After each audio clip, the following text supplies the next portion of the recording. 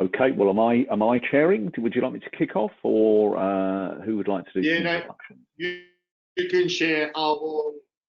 I think, shall we give it a minute, or shall we? Because I don't see anybody joined yet.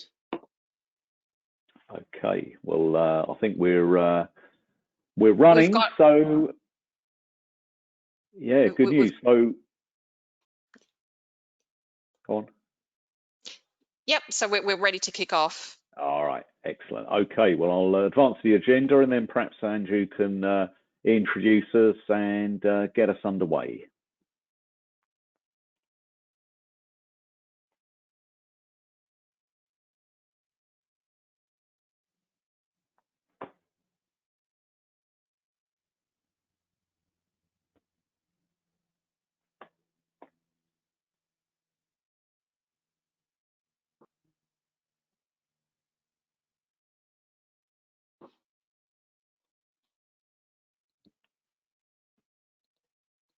Okay, you're going to kick us off, Andrew. Are you going to just give us an agenda? Can we kick us off? All right. All right, let's get going. Yeah, great. It's all yours. Good afternoon, everybody, and thank you very much for joining our lunch and learn session. I believe some vouchers will be on the way and hitting your email boxes intermittently. First of all, I would like to just give a brief overview of why Blue Turtle decided to partner with, or have partnered with NNT over the last couple of years, and where we saw a gap in the market and saw some value, which the NNT technology specifically fulfills. Essentially, we will at Blue Turtle, being a primary provider of service desk software, particularly BMC, the BMC Remedy platform, we identified a gap in the market, from a configuration drift management perspective, in terms of identifying change across infrastructure and being able to notify of that change real time. What NNT brought to the party for us was not being able to identify that change across platforms, but also gave us the ability to track those changes, and B, identify who made those changes in real time. The upsell to doing that was gave us the ability to take those changes from a change tracking perspective and log them into our service desk. And it doesn't necessarily have to be BMC Remedy. It could be ServiceNow, BMC Remedy, or any of the major platforms. And NNT gave us a platform to do that. We've been working quite closely with NNT over the last couple of years, which has been quite a fruitful relationship in terms of our go-to markets and bringing customers up to speed from a configuration management perspective. We have on the call with us today two panelists, which is Amar Singh, who's the CEO of CISO. And essentially, he's a trusted advisor in the security and privacy space. And then we have Mark Kedgley, who's the CTO at New Network Technologies, who's going to be running through the lunch and learn for us. I hope you guys find this informative and incisive. We'll take some questions towards the end, and look forward to chatting to you after that. Without further ado, I'm going to hand over to Mark and Amar. Thank you. Thanks, Andrew. Well, I think you're up first, Amar, so I'll make you presenter, and the floor will be yours, yes? Okay, thank you. Hello, everyone. Right. Okay, I should be showing my screen, and I'll just go into presenter mode. Click double. Okay, welcome, everybody. Thank you for joining. In the UK, it's really, really warm, but thank you for joining. Building cyber resilience through effective change management. I found this image on we pay for images, and I really found this very interesting. And why are we here today? I'm going to share some insights. I'll talk a little bit about myself. I'm that guy with the blue turban. It's not blue in this picture. It's a black and white gray photo. But if you do connect with me on LinkedIn, you will see that's the only color I wear. I'm a practitioner, although I'm the CEO of Cyber Management Alliance. I'm a global CISO. I've worked for very large organizations. We still are trusted advisors. And what do we provide advice on is how do you remain cyber resilient? How do you make sure that you can still survive, you can still stay afloat during, before, during, and after a cyber attack? And I think all of you know we could spend several days on the number of cyber attacks that are going on. Very briefly, a quick talk about what we do is we've trained over one of our kind of flagship things we do is training and workshops in incident planning and response. And what you see here is that this particular course is certified by the UK government, National Cyber Security Center. It has an e-learning version where you don't have to listen to my voice, and we have a virtual classroom option where you can listen to me and ask me specific questions. You can find out more on our website, which is cm-alliance.com. And I'll go straight into what we are talking about today. So I don't think anyone needs any introduction, but the reality is we are in massively dangerous times, massively interesting times, and very importantly, massively weird times when it comes to cyber and cyberspace and cyber attacks. Why do I say all of this? Because please remember and take this keyword down, everybody, okay? Please. The velocity of infection. The velocity of infection of cyber attacks, of ransomware, of malware is one of the biggest dangers to your business. It is not the cyber criminals. Cyber criminals have been around for very long, but more and more ransomware, more and more software that these criminals are developing is becoming so dangerous, and these criminals are becoming much more advanced. They're learning, access is better, 5G, etc. All of that put together, the danger that poses to the organization is of absolute inability to respond. Okay, I will highlight a few cases which you can read about. TravelX is one company you should know about. They ended up paying ransom. They are now filing for bankruptcy. Okay, there's one organization in the UK, in the US, that has recently paid ransom through an intermediary, £4 million ransom, because these attackers, their primary objective is how do they rapidly destroy your business. Okay, and what we are going to talk about, what we are already talking about, is how the question is, can you stay ahead of the cyber criminal? I get that asked a lot. I talk to a lot of CEOs, CFOs, and my answer is yes, if you listen to what I have to say. And the title of this topic, the title of this particular webinar, which is change management.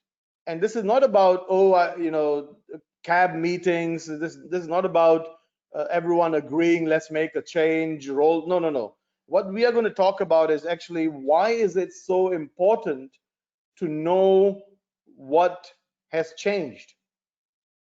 But before we go there, I want you to focus on two things.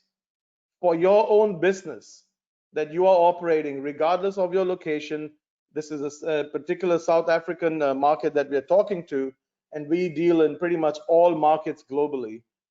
My advice to each one of you is focus on rapid detection and rapid response, not real-time detection. Okay, so one more takeaway for all of you. Stop focusing on real-time detection. near real time, rapid detection, and then the ability to rapidly respond. Now, what does rapid detection actually mean? And this is what we're building up on. But remember, one of your strategies must focus on rapid detection. Now, before I get into the details, there's a little bit of good news. And that good news for you is actually criminals fail much more than they succeed. Okay? Absolutely critical for you to remember that. However, you know what? They keep trying until they succeed. This is one absolute important, brilliant attribute of cyber criminals is they do not give up. They simply do not give up. And the question you have to ask yourself is, are you able to rapidly detect a malicious activity? Please write that down, everybody. Are you able to rapidly detect a malicious activity? Now, everyone may have heard of the word false positives. And this is something we are going to also talk about. We are talking about right now. Are you able to rapidly detect real attempts, real malicious activity, not false positives? In our research, when we work with clients, we do a lot of assessments on their incident response readiness. A significant proportion of the analyst time is spent with false positives. Okay, they're looking at something which may be an alert, but it is actually not an alert. And this takes up a significant amount of time, people. Don't underestimate the loss of time. We only have 24 hours on planet Earth a day. And the analyst that you have employed is spending most of their time looking at useless stuff.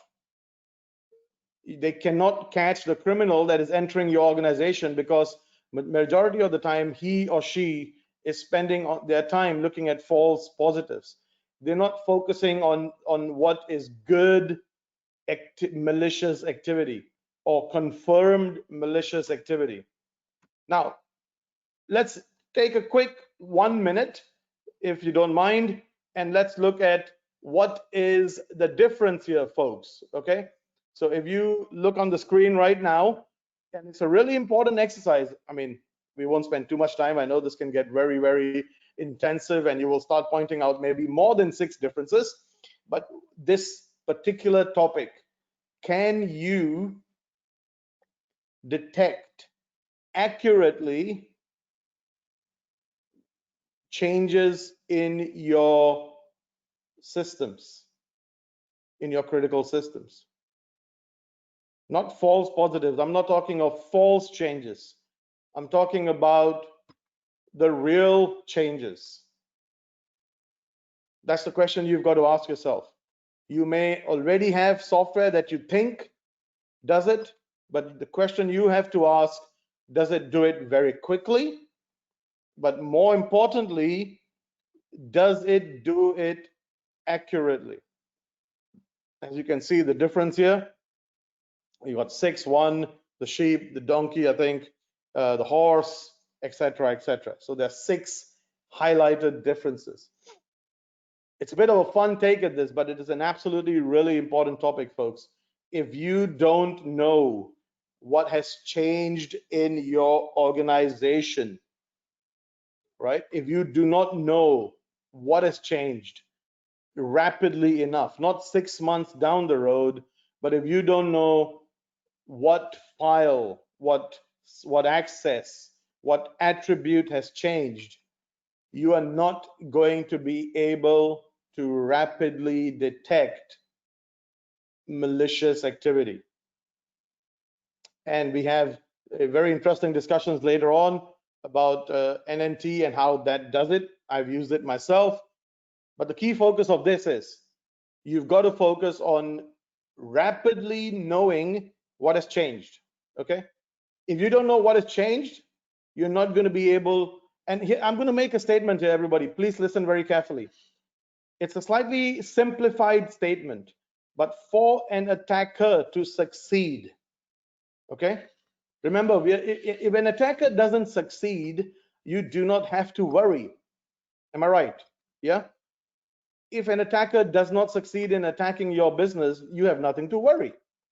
But for an attacker to succeed in damaging your business, in encrypting all your software, all your data, something has to change.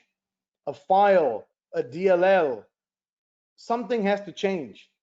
And you and your strategy must be, how do we detect unauthorized changes? Not just in operating system, in application, in data, etc., in critical files, real time. What has changed? If you don't know what has changed, you are not going to be able to detect early signs of malicious activity. Let me give you some examples, okay? And this, again, remember, we work with many companies during a cyber attack. Yeah, you can call on us if you want. We also have the CIPR course. But during a cyber attack, I can tell you in many cases, I can't tell you the customer name, obviously. 2018, a massive cyber attack. And guess what? There were no damages, interestingly. But during the golden hour is what we call, it's nothing gold about it, but during the cyber attack, one of the IT folks made a change, made actually 2 or 3 changes, one on the firewall, one on a critical system, because he thought at that time it was important to make those changes. Those changes were not logged. No one knew that those changes were made. These changes were made ad hoc because the IT guy was deeply experienced, so he knew what to do. And as always, none of those changes were recorded. No one knew those changes were made. And in 2019, they were hacked again because of those legitimate changes. The guy who made the change made it for good reasons, but he made it in a rush. He did not log those changes, and there were no systems picking up those changes. Okay, he made some configuration changes to some files, etc. Why is this important? Because change management is, and what we, we're going to give you a demo, maybe we're going to talk about the importance of it, but this is what I'm trying to explain to you. If you don't know what's changing, especially during a cyber attack, if you don't know what attackers are changing when they land on your system, okay? Patch management is very important, folks, but when a criminal exploits a system, guess what? Something has to change for that exploit to succeed.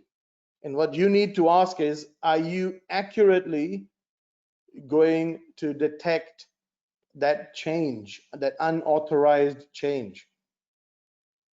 If you can have a working system that tells you of unauthorized, illegal, suspicious changes that are not false positives, that are accurate, unauthorized changes, you are going to be one step ahead of the criminals. I'm going to close by saying one thing very important. Remember, if you allow the criminal to succeed, if you don't know what has changed, guess what? The attacker is going to become permanent in your organization. Permanent means they will have full access. And that is the biggest danger to your business. And one of the strategies, as we are discussing, and we're going to show you when we talk about NNT, is, can you accurately detect those changes? Okay. I repeat, for an attacker to succeed, if they manage to come on your database server, for them to succeed, they have to change something. And your strategy must be, can I detect that unauthorized malicious change in time so that I can make sure I can revert it and I know what has changed. If you don't, and the attacker becomes permanent in your systems, you have lost the battle. So you must be on the front foot. Just to recap, one of the things we do, and this is kind of a flagship course, we talk about change, we talk about how do you build a cyber security, cyber resilient organization.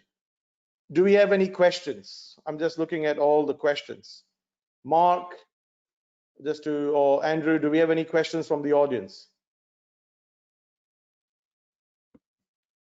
I think we might, well, I think we do, but I think some of these are going to be covered by some of the things that I'm going to say. So what we might do is just have a refresher of the sort of questions for the entire presentation right at the end, because some of those may be covered by what I'm about to say anyway. So we may well be doubling up. Okay, excellent. All right. Okay, well that was great, thanks, Amar, and plenty of sobering stuff there. In fact, some of the sort of fairly awkward questions you asked there, I would imagine will be a bit of a challenge to most of us, and I guess that's the whole sort of nature of cybersecurity, that it is a 24/7. You know, the attackers are relentless, the exposure is relentless, and as you've highlighted, you know, even the internal threat is significant. Great. Well, I'm going to we'll come back to Amar at the end when we're going to cover the Q&A, but right now I'm gonna take over and share that out. So right, quick radio check. You can see my screen now that I've changed it. Yes. That's great. All right, Yeah. terrific. So good. Well, I'm the guy without a turban, let alone a blue one, over on the right-hand side, and I should have updated that. We've just done a round instigated by Lulu, who runs our marketing, and he's obviously very good and very in tune with all of this, saying that we should have up-to-date pictures. I'm quite attached to that one. That was taken quite a while ago. I won't tell you exactly when, but we went to a new office we just opened just in the sort of Washington area, Virginia state, and the premises, it was like a managed office, but it was an old bank. And weirdly, they'd left this, I mean, just the sort of scrap metal alone of this sort of what looks like a stainless steel safe was in there, you know, big chunky, proper bank vault, proper bank safe. So it was too much of an open goal to avoid the sort of most linear, sort of most cheesy security equals big locks and keys. So I see your lighthouse, Amar, and raise you a traditional vault and safe for my picture. Okay, well this is us for those of you who don't know. So we're NNT. I'm based in the UK, as you can probably tell, and Amar's right. It really is hot. I mean, the people in South Africa or across the other African countries, and where Lulu is in the south of Australia, they don't know what hot is, do they, Amar? Until they've been to England in August during a heat wave. It's 34 degrees Celsius. Can you believe that? Yes, it's absolutely terrible. Absolutely. It's yeah, but we're not going to let it beat us. We're gonna carry on. So, but I'm here in the UK. We do most of our development work here. In the UK, but we have offices in the US, in Australia. We have another office in Malaysia as well for Asia Pac support. And it's what we do is all about underpinning, automating the essential security controls, in particular configuration management, breach detection, change control, and change control is the main thing I'm going to talk about today, in line with some of the themes that Amar has just highlighted for us. We're experts in vulnerability management, secure configuration guidance. We've been a certified CIS vendor for about 7 years now, longer than pretty much anybody else in that club. And it means that the configuration analysis, the vulnerability assessment that we're able to provide within our technology is literally second to none, because it comes not just from the manufacturers that contribute to the CIS project, but from security researchers, white hat hackers, anyone who's had any experience of breaches that have succeeded or have been attempted, and that sort of positive feedback of taking that knowledge and turning it into an effective vulnerability management strategy, generally through configuration guidance. You're in good company. We literally have reach right across the world. Strong sectors are us as sort of the technology sectors. You can see people like IBM, HP, DXC rely on our technology to provide the underpinnings for their managed security services. So you can, no better reference or recommendation than IBM Security using our technology for what they do.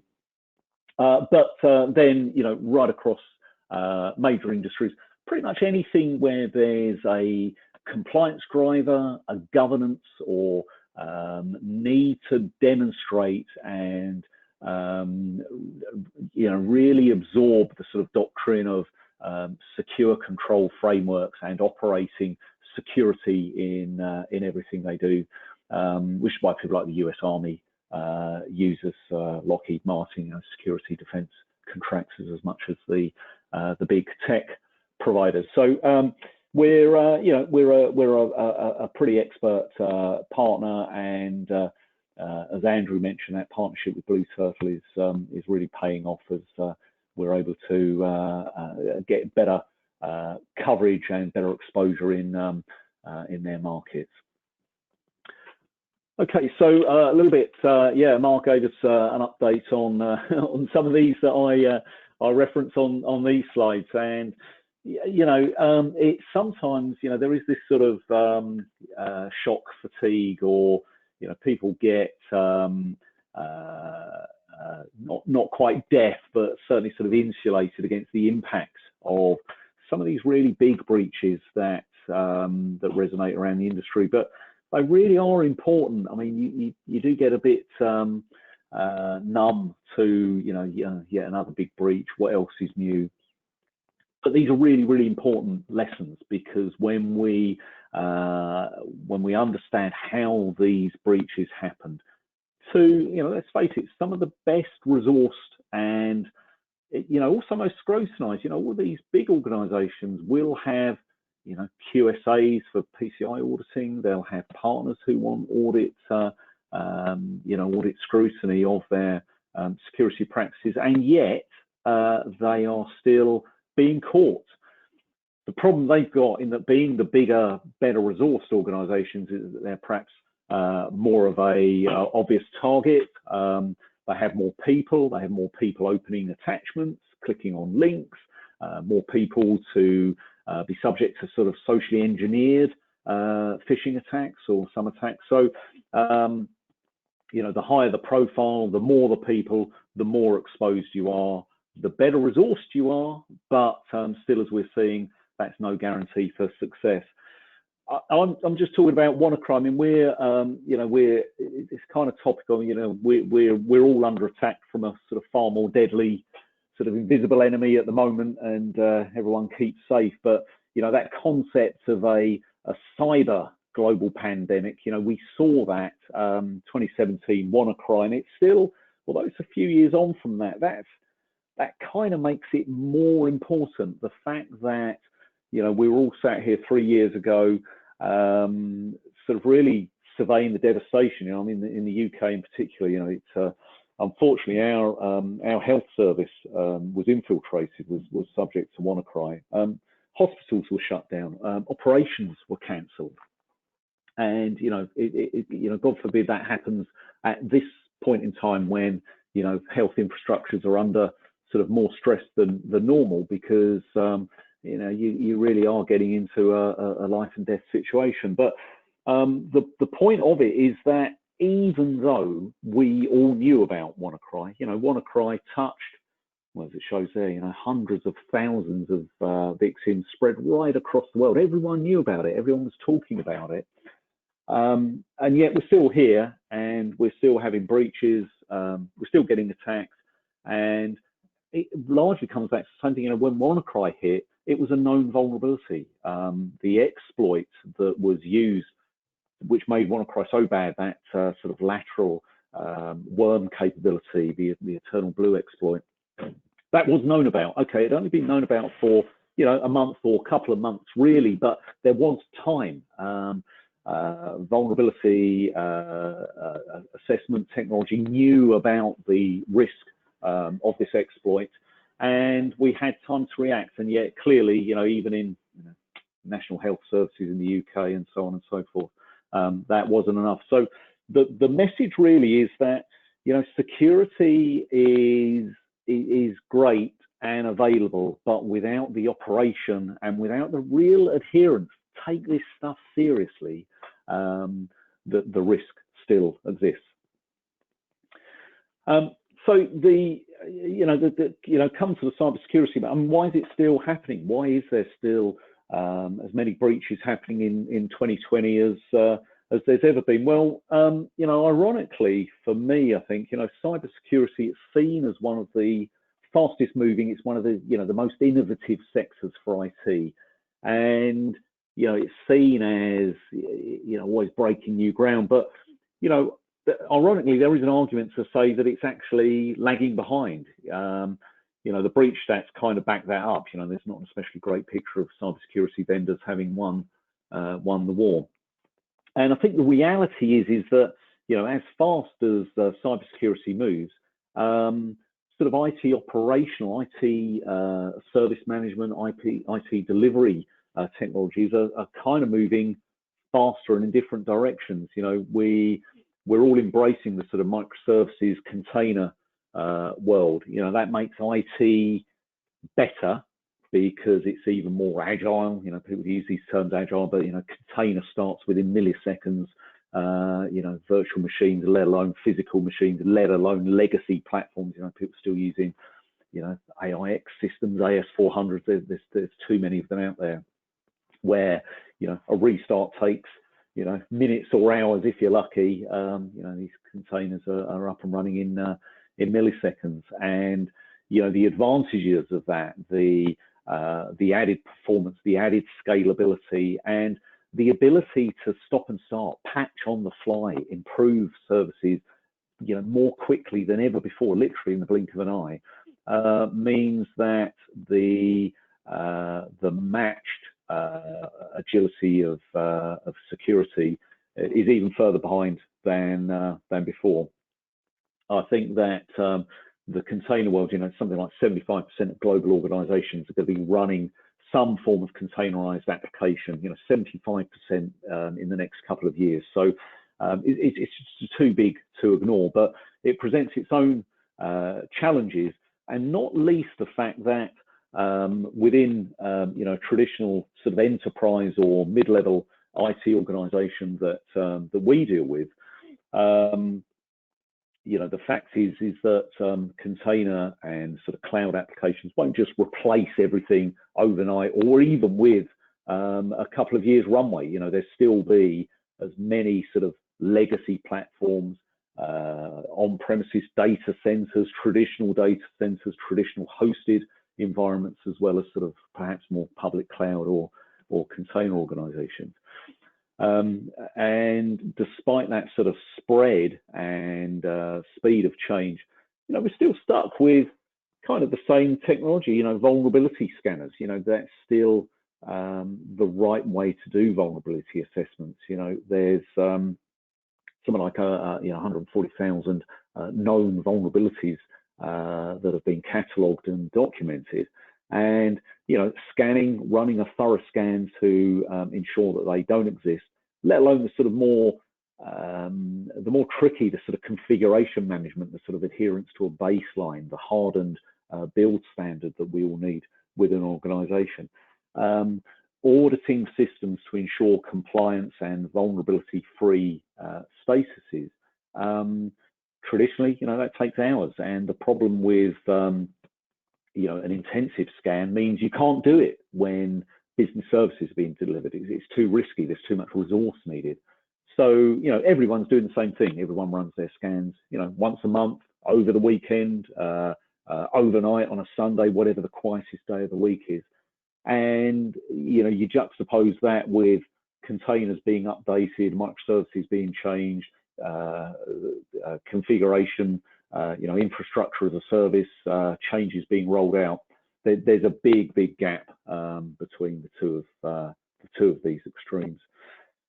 So I think if in anything, although we're better at security, the technology we've got is better, the goalposts have moved. The infrastructure we have, the applications we have, are even more tricky to benchmark and contain and control, really. So in some respects, you can say security controls really aren't necessarily keeping pace. Something's got to change, and something's got to move within this environment. Let's take a look at, what we've got today. The traditional change management process is looks a little bit like this. There's a bit of animation going on there, but what we're faced with from an operational standpoint is that traditional service desk, submit an RFC, change advisory boards. We do lots of checks and balances, work out when the least bad time is to implement that change, how we're going to back out, how we're going to roll out if things don't go to plan. And that's pretty much the extent of a change management process today. If it is used, most organizations we speak to, even the mature ones, they still have plenty of what they call sort of business as usual change. It's change that takes place anyway. It's change that is considered in the sort of balance of risk versus necessity. Changes still happen, and they're just sort of rolled up once a week. Somebody reviews those changes and does some sort of really pretty cursory, perfunctory analysis of the changes. The concept, the genuine, scholars of this will say that there should be a QA testing, a post-implementation review where somebody else sits down, looks at the changes that were implemented and ensures they're okay. In reality, and we all know this, really what this comes down to is, is it still working? Can you still log onto it? Does it look like it's still working? And that's about the extent of the testing that we'll do for this. And then of course we wait for the monthly vulnerability scans to come. The Qualys scan kicks off, once a week if it's a particularly critical system, or once a month if it's a more general purpose system. And then we get into sort of patching and drift management at that stage. And if we've got the point is if we've got that little visibility or scrutiny of the sort of known and expected changes, then what's going on with the unexpected, unplanned changes, breach activity, the sort of thing that Amar was referencing, that you get these changes embedded deep within systems, firewalls, VPN servers, where either the things aren't updated, they're not being patched, or credentials aren't being updated sufficiently frequently, holes are left in firewalls, and you could be subject to a breach. And very often when you look into these big headline breaches, they persist for months and months and months. Data can be stolen, ever deeper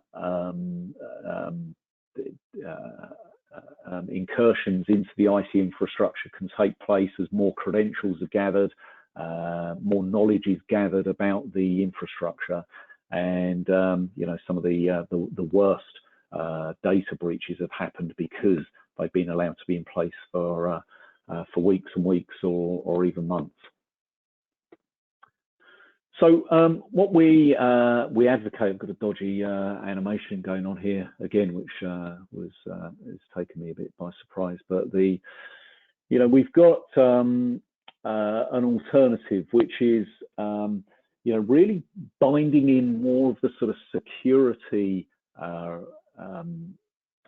priorities with operational. So instead of just operating the traditional change management process and then letting the security guys sort of clean up after us, weeks or months later, the concept here is that we should, change control means just that we actually control changes, anything that is being done which could introduce vulnerabilities, could make us more prone to attack.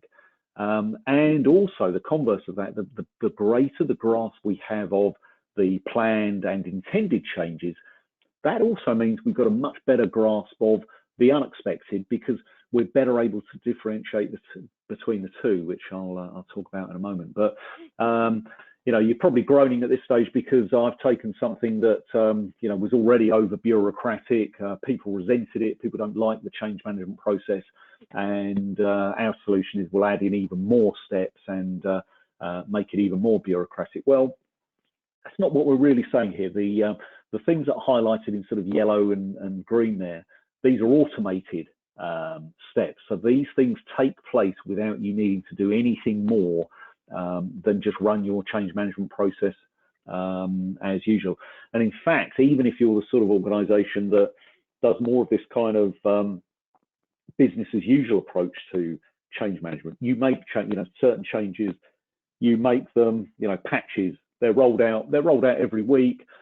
Sometimes the patches don't actually show up until the machines are being rebooted, because they're sort of more traditional platforms running sort of monolithic applications. So we can't quite predict when those changes are going to show up. So we just let them run their natural course, and then we sort of audit those at the end of the week. Even if you're an organization that works like that, or you have a lot of unplanned change, you're still sort of striving for the sort of ultimate discipline. This still works, because actually these steps can be run in any order. And the whole concept, there's a few key things that go on in this, and there's actually a case study that we'll talk about at the end of this. The idea here is that when changes are approved, we automatically capture that knowledge within our change control system. In the NNT case, that's NNT Change Tracker, which is able to integrate with those service management systems, grab the details of the RFC, and then we're getting somewhere, because if we've got something like Change Tracker or change control technology, we've already got the visibility of changes as they happen. Now what we've got is the knowledge of when we have planned changes happening to specific applications or machines. And you might even have, and it's an opportunity with Change Tracker, also graft in a change manifest, so an actual blueprint of what those changes will look like when they land. And that way, in this instance, the reason why this is closed loop is because then when those changes are actually implemented and invoked, you've got something that is going to be watching. It's going to grab those changes. It's going to verify, do they match with an RFC? If so, I'm going to correlate those, line them up in the service desk. So now we've got, what was supposed to happen with what actually happened. We actually have visibility of that. But we can take that even further. As we capture those changes, we can do an analysis of them. So if we have a change manifest, we know what a patch looked like. So for example, if we deploy patches in a sort of pre-rollout system, which most do, and obviously standard practice says you should test patches, we already know what the changes look like that are associated with that patch. And we can take that image, that blueprint of when this particular patch hits these systems, these are the changes that should happen. And in closed loop change control, that's what we're automating. We're grabbing the changes and we're saying, yes, we did get the changes expected. And of course, the flip side of that over here on the far left-hand side is that anything left over, anything that doesn't match an RFC or doesn't match change manifest or isn't considered safe, we still have visibility of that because we've got the change control system capturing every change. They can be logged as incidents, they can be captured separately. And, you know, as Amar said earlier, you know, whether this is real time or near real time, just having the visibility and being able to act and have a process for dealing with both planned and unplanned change means that your security defenses are, you know, exponentially improved, because finally you know when an attack happens, you know when breach activity is going on. You can shore up operational changes. A bad operational change may not leave you prone to attack, but it could take down a business service or mean that that's not working properly. So this has got so much value in it, and the great news is that there's automation to deliver this sort of as a lights out operation. Okay, so just a quick summary of some of those points. So what we're saying is that we're able to, you know, once we're able to sort of automatically grab changes as they happen, then we can do this validation. That's really, really important. We can actually assess and verify changes that will happen. We can reduce change noise. You know, if in that patching example, which is typically responsible for the most change in any organization, if you take your, I don't know, your Red Hat Linux estate, you've got 500 systems all running similar applications. The patches that hit the OS, the platform, are going to be similar. Okay, they're going to be the same patches for the same classes of platform. If we review change on one system, we've effectively reviewed changes on 500 because they should all be the same. If we automate that blueprint, that verification, all we're left over at the end of the whole cycle is just the unexpected or unplanned changes, including breaches, if that were to happen. So tons and tons of value can come out of this. And, you know, ultimately, with automation means that the inertia is reduced. We talk a lot about IT inertia, that sort of lag, that sort of fact that you need to wait a month for a scan, you then need to wait a week before it's reviewed, you then need to wait another week before, you know, remediation work takes place, and that horrendously slow, laborious service can be shortcut and brought much, much closer to the demands of the business, which is, you know, ever quicker, more agile deployment.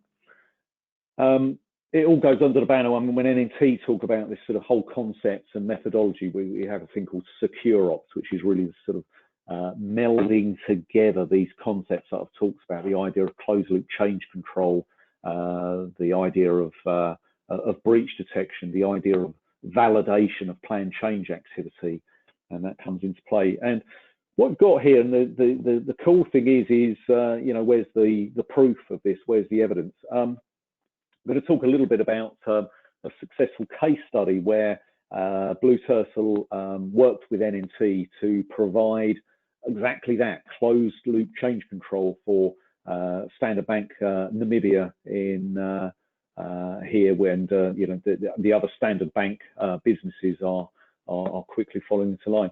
This is a published case study, so Standard Bank themselves, Holger has signed off on this, so it's something you can get from the Blue Turtle website as well as the NNT site. But it's a really, really powerful story because, you know, you're talking about a not insignificant IT environment. You know, banks take, not surprisingly, security extremely seriously. So to have something that actually transforms their ability to operate change control, it's a pretty big deal. It's a pretty eye-opening story to work through. And really, I just want to talk about the quote that we got back about this, because this really encapsulates, you know, the theory that I've just covered in the previous slides. You know, it's actually happening and has actually delivered value to the Standard Bank team. They have a much better understanding of the changes happening in the environment.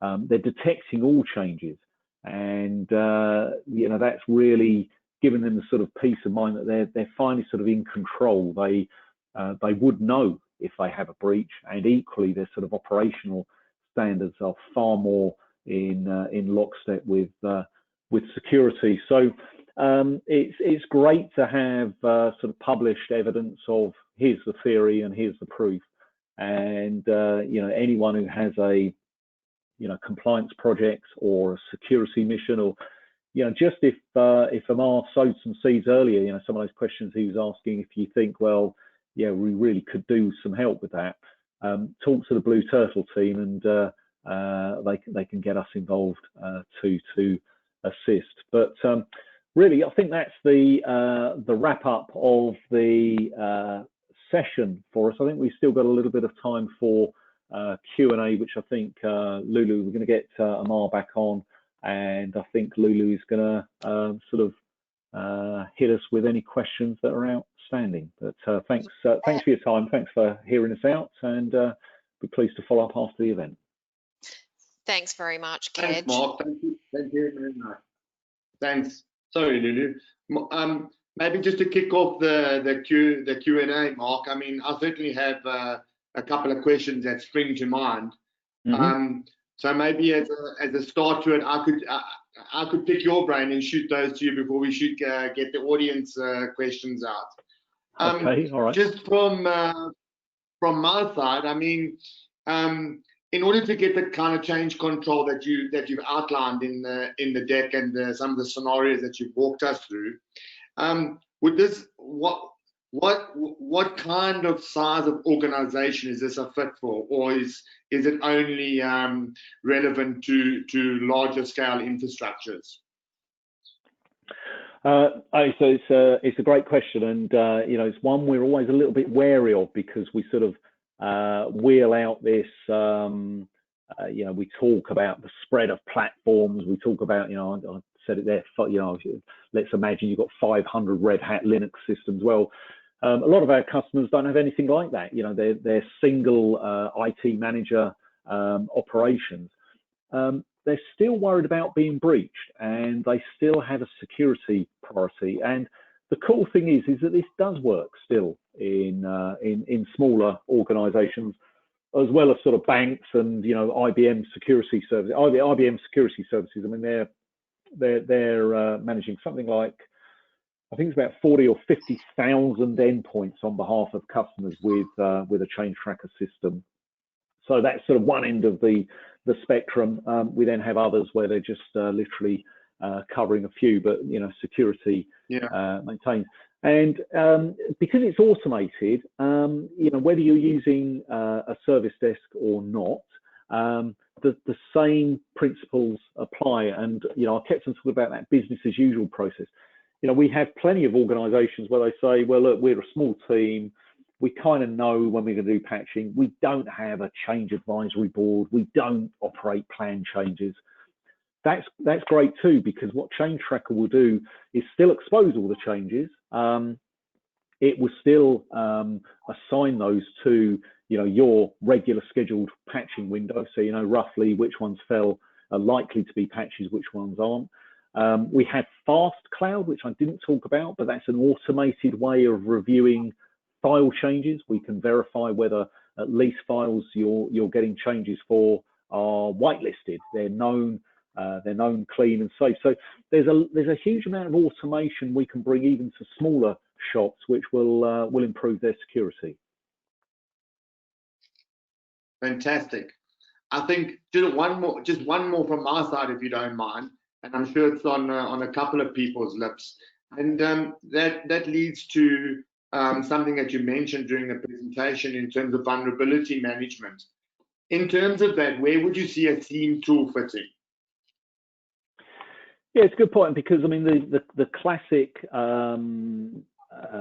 sort of makeup. If you look at things like I don't know, CIS controls, for example, in the top 6, the first priority 6 controls, log analysis is one of those, and it's a nice technology in that it's sort of unattended. You know, you just fire all your logs into a scene system. It does some analysis, kind of tells you if you've got a problem or not. The issue is that scene systems don't have that context that the sort of change control system will have. Change control system knows when changes are going to happen. It also knows what the sort of before and after states look like, and is able to give you that far more detail. So change control, you know, call it what you will, integrity monitoring, file integrity monitoring, that type of sort of analysis technology is a better tool for the job. What we do with NNT, when I talk about secure ops, we actually bundle elements of all of those key technologies together. So we take vulnerability management, sort of vulnerability scanning type technology with change control and with logging, because you know, frankly, all of those are essential and they're all key security control. I don't know if Amar's got, I shouldn't be hogging the, just because I was talking last, I shouldn't really be hogging the all the answers, but perhaps I'll leave the next one to Amar. How about that? Yeah, and I guess you know, let's get some of the questions out from the audience. I'll take a little bit of a back seat now. Lulu, do you have a list of the questions that have come through on the panel there for us?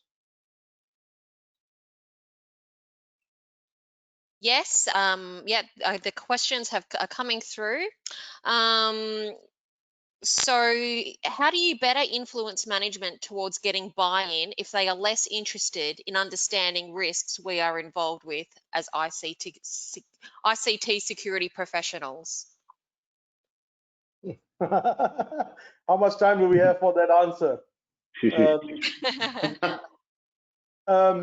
To put it very, very bluntly, I think you need to focus on a key word, which is breach notification. I think many countries around the world are adopting this particular term, data breach notification. And what that basically translates into, if you don't know you have been attacked and that you've had a data breach within a certain amount of reasonable time, guess what? You ain't gonna have a business, because you are gonna be fined heavily. So to me, that's an easier starting point to discuss with management. Do we want to be fined or do we not want to be fined? And actually, why do we need to invest in something like change management or the ability to automatically track malicious changes? Is because we will know that malicious actors are trying or just have already got in, right? And we will be able to hopefully stop a massive data breach. That's a quick soundbite. Excellent. Thanks so much, Amar. There was another question as well. I think it's pretty much been answered, but is there a specific tool or system that you can use to detect unauthorized changes in reference to the previous presentation? Any that you can recommend? Kedge? Oh, I don't know if I'm allowed to answer that one, as a tool vendor, somebody who spends their lives manufacturing. Well, yeah, okay. Well, I mean, I can certainly talk generically. I mean, I suppose the key thing about change control and that closed loop change control is that it's actually unique to us. We're still the first and only vendor to have an officially certified ServiceNow integration, as well as a Remedy integration, as well as a Cherwell integration, as well as some others that I've forgotten about. But it's that ability to sort of slot in, and as I said, it's that sort of two-way thing. It's taking the knowledge of an RFC, when a change is supposed to happen, what are they supposed to look like, and then also having the ability on the flip side to say, well, okay, here are the changes that have taken place, and here's how they match up. Here's how they validate against what was expected. And if you think about it, you know, in a well-run, tight, secure IT operation, the only changes that should happen should be, you know, the routine patches once a month, once a week, if you're you know, if you're super hot on these things, and application updates, as well as sort of general, you know, adds, moves, changes, you know, new users and so on. But you should, if you had control of all that, then anything taking place outside of it, whether it's the sort of thing that Amar described earlier on with these sort of leftover bad changes, people with admin rights but still making mistakes, let alone the sort of malicious attacker deliberately trying to infiltrate systems, we would have such a significantly better grip on security. And the sort of thing that you always read about, the sort of mean time, average time to detect a breach, Verizon Data Breach Investigation Report, it's always, I think actually it's reduced this year. It was 160 days rather than 179 days, but that's still months and months where a breach has been in place. And they also always publish the same figure, which is that data is exfiltrated within the first few minutes of a breach taking place. So you're hopelessly out of step if you're operating the old way. So yes, I would say NNC Secure Ops, especially Change Tracker, would be my recommendation. But talk to Blue Turtle because they're the independents in all of this rather than the biased manufacturer that I am. Excellent, thank you, Mark. Maybe we've got time for one more question as well. So we've got: is change control different for cloud system? Is change control different for cloud systems than for on-premises data center setups? Conceptually, no. I mean, there are some technical differences because obviously in the cloud scenario, and particularly if it's a sort of container, Kubernetes or one of these cloud formation type setups, there is that software defined infrastructure as well. So there's sort of more configuration settings that exist in the cloud scenario than perhaps not abstracted out. So where you've got physical platforms or even virtualized platforms, you kind of got a natural segregation between the platform and the application or the software that's installed, whereas in the cloud scenario, it's all software defined, it's all configuration based. We actually cover it in the same way. Actually, the more sort of software, the more sort of API or command accessible or file integrity accessible that the configuration data is, it suits us better. But for us as a vendor and us as a product, makes no difference at all. You can mix and match these things, even have hybrid setups for our take. Excellent. Thank you, Mark, once again. So I think we'll wrap up the Q&A now and move on to next actions, if you're able to discuss those. Mark? Any unanswered questions, we'll respond to the participants after the event. We're just conscious of time. Yeah, no, that's great. We sort of use up the time, but there's I think there was a final slide, which was just that there were some resources to give everybody, as well as the lunch voucher. So plenty of freebies from today. Yeah, we'll be emailing all the attendees with these helpful resources, 5 complimentary change tracker licenses plus a technical consultation, free to keep, Greenbone vulnerability scanner, and the Secure Ops on-demand demo will also provide you with access to that. Thanks, Lulu. Great. Yeah, and everyone in the audience, just before we wrap up, I'd like to thank you for your time. If you can get hold of us, I'm sure you've got the details on the meeting invite, either via the invite or email me directly, which is andrewp@blueturtle.coza, and we'll be happy to set up the online demo for you guys and get you a copy of the change tracker and the vulnerability scanner. Yeah, we look forward to hearing from you. Lulu, thank you very, very much for setting up this session. Mark and Amar, thank you very much for your insights. Been great to have you. And to the audience, thank you very, very much for attending. Your lunch voucher should be in your inbox as we speak. Thank you. Cheers, Andrew. All right, thanks for setting up, Lulu. And Amar, I'll catch up with you soon. Excellent. Thank you. Thanks, Mark. Thanks, Andrew. Thank you all. Thanks, guys. Lulu, great session. Thank you. Thank you. Thanks. Bye-bye.